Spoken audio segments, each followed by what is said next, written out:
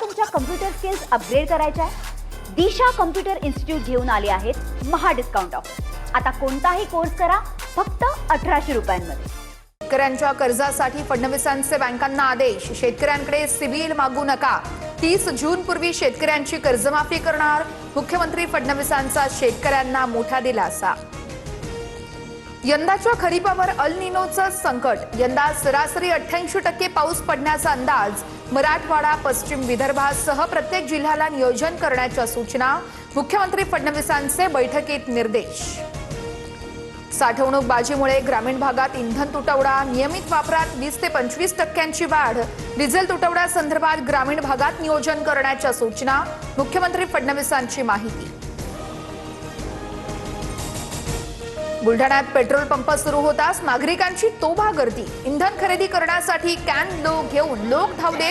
लोणार तालुक्यातील video social मीडियावर viral.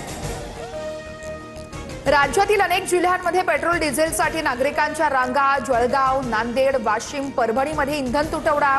मराठवाड्यातील शेतकरी डिझेलसाठी नांदगावात कॅन घेऊन शेतकऱ्यांच्या पंपावर रांगा.